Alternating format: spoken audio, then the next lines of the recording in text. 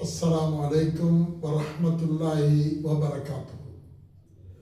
அன்பான இஸ்லாமிய பெருமக்களே, அல்லாஹ்வின் நல்லடியார்களே,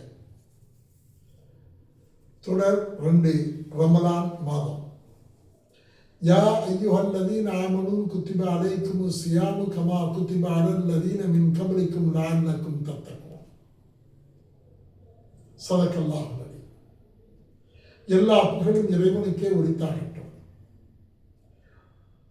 அல்லாஹ்வின் அருளும் கருணையும் நபிகள் நாயகம் ஸல்லல்லாஹு அலைஹி வஸல்லம் அவர்கள் மீதும் நம் அனைவர்கள் மீதும் என்றென்றும் நிலவட்டுமாக.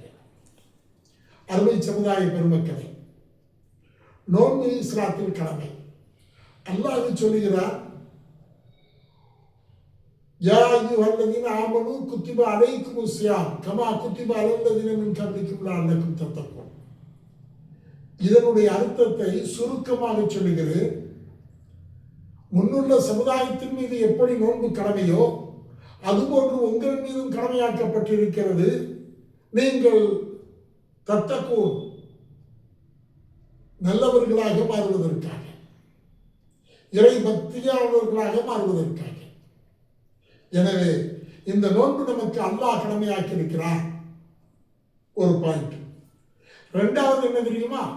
இஸ்லாத்துடைய கடமைகளில் 5ல் 1 இந்த நோன்பு. ஃபர்லு. கலிமாவும் தொழுகையும் மக்காவில் கடமை.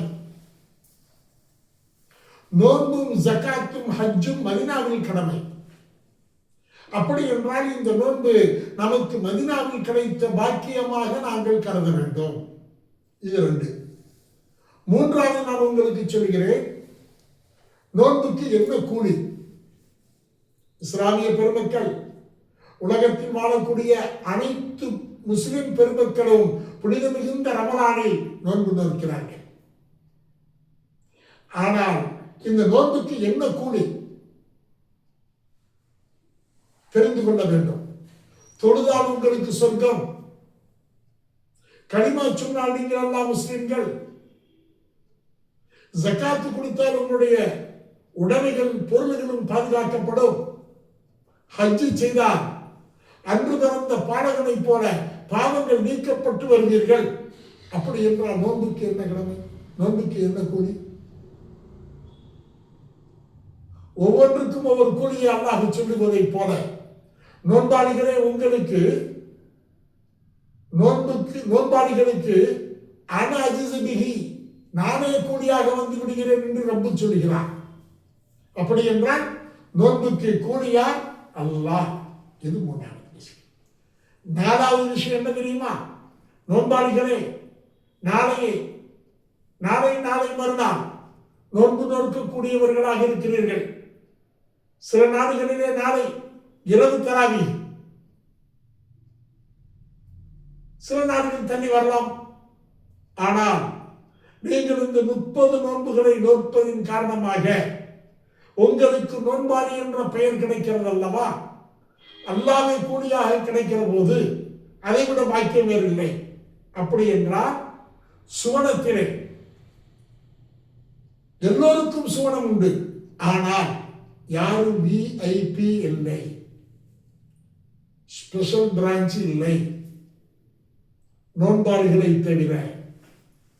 நோன்பு நோற்ற உங்களுக்கு அல்லாஹ் தருகின்ற ஒரு மிகப்பெரிய பாக்கியம் என்ன தெரியுமா? பாபுல் ரையான். கண்டிப்பாக உங்களுக்கு ரையான் என்ற ஒரு பாதை, அதன் மூலமாக அதன் வழியாக செல்லக்கூடியவர்கள் நோன்பாளிகளை தவிர வேறு யாரும் செல்ல முடியாது. இது அல்லாஹ் தருகின்ற பாக்கியம். எனவே எல்லாம் அல்லாஹ் நம் அனைவர்களுக்கும் அல்லாஹ்வை கூலியாகவும் மறுமையிலே சுவனத்திலே விஐபி போல ரையான் என்ற பாதையில் செல்வதற்கும் அல்லாஹ் உதவி செய்வானாக. வஸ்ஸலாமு அலைக்கும் வரஹ்மத்துல்லாஹி வபரகாத்துஹு.